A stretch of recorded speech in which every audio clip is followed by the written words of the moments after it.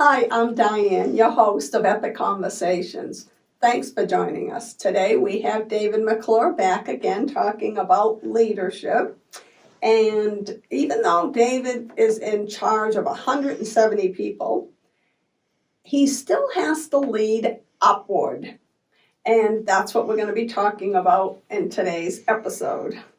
So, David, we were talking about how do you lead upward in your organization?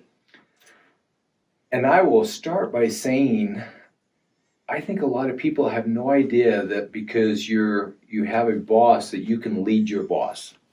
Mm-hmm. And yet you can. And it doesn't mean you manipulate your boss or, but as a leader, and I chose this topic because there's almost always somebody below you and somebody above you. And a lot of people seem to think that, well, I just have to do what my boss says. And yes, I don't disagree with that statement, so don't go out there and say, well, David said I don't have to do what you said anymore. But you do get to lead upline, you just have to know how. And it's not really an art per se, although you could say it's an art, but it's something that if you know you can do, now you figure out how to do it. And one of the early ones I was talking about learning how to read people.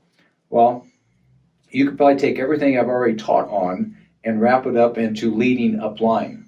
Because first you have to be able to read your boss. Then you have to cast vision for what you want to accomplish to convince him or her to this is a worthwhile goal. So you have to read your boss. You have to cast vision that will get their attention. Oh, that's okay, tell me more. And then you bring the direction of the why and the how to get them intrigued even more. So leading upline is multifaceted. One is what I was just talking about. Maybe it's a new goal, maybe it's a new direction. But the other thing is, we talked about safe harbor. Well, in my boss's meeting, when I'm there with my four peers and my boss, he is looking for ideas and directions, or he's bringing a thing that his boss wants to do. He's bringing it to us to come up with, is this a viable option? Right. And if it is, how would we do it? So all that is leading upline. Now I'm helping create something that will lead my boss's boss. So leading upline is valuable because you have great ideas. Doesn't mean everyone is great, but you have great ideas, and we have a responsibility to lead upline, to bring those ideas, bring those concepts, to help move the ship, the organization, to a good direction, in a good direction. Now here's the negative of leading upline is you have to be prepared to hear the word no. Yes. All right. And who likes to hear that? We're all kids. No, David, you can't do that. But why, Mom? Well, now just imagine you're a grown-up and you're leading 170 people and you've taken this idea to your boss and the team. You think it's the greatest thing since sliced bread. And he says no.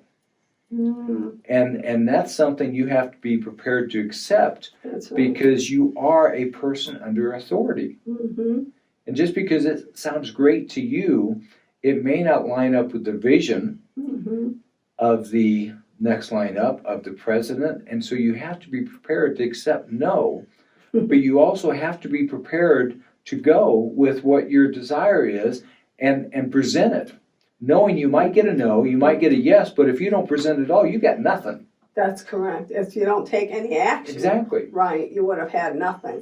Now, when you were saying that, I was thinking of a couple different things. And one is, as you're leading up or presenting your ideas up, they in the management may not have thought of that idea. Exactly. So they don't, because the people who are working in the day-to-day more so may have some great creative ideas. So that is a good opportunity to lead up. Mm-hmm.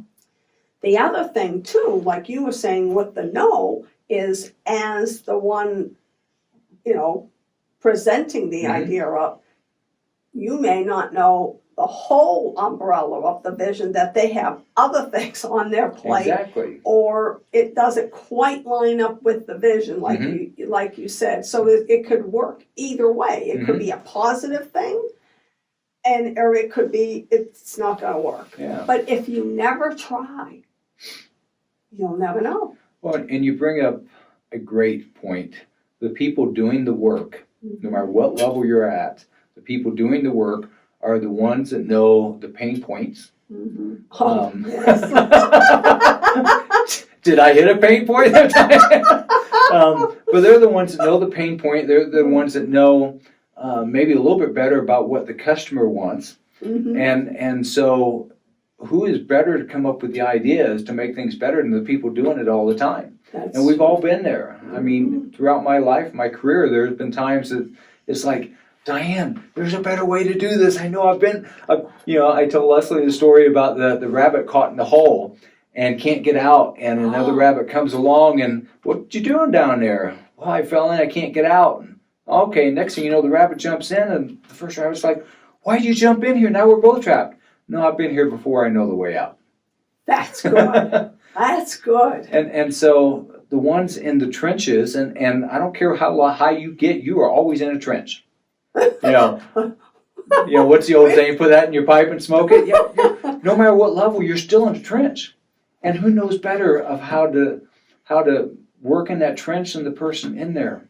And so, as leaders, we have to be willing to listen to the ideas below, but at the same time, we have to be willing to present the idea above. Yeah. And so, if you present an idea to me, you have to bring the vision, you have to bring direction, you have to bring justification. Okay, Diane, that's going to cost $10,000 to implement. We don't have the money.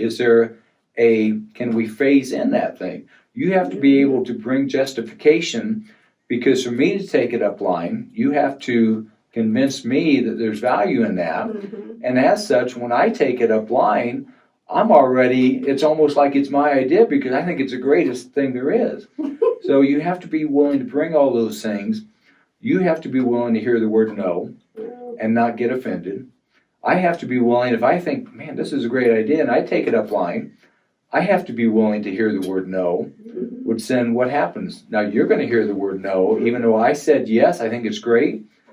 Now I have to deliver a no to you. But when I deliver that no, I'm going to give you the reason for the no. And then you have to, okay, well, they said no, but here's why they said no. I'm going to go back to the drawing board on this. That's what I was thinking. Or it's like, they said no because it's not in the budget. So is there any way I can help create revenue to fund this project? Or I'm going to put this on the shelf for a later date, because it is a good idea. It's just not now. It's just, exactly. I was thinking that maybe there's another way, maybe there's a better way, or maybe there's a way to, fix the revenue problem. Absolutely. I mean, we can believe God for another alternative. We have to know that we have a responsibility to lead upline. Yes, that's good. And then do it to the best of our ability. That's a good word, David. And we'll never know unless we lead up and try.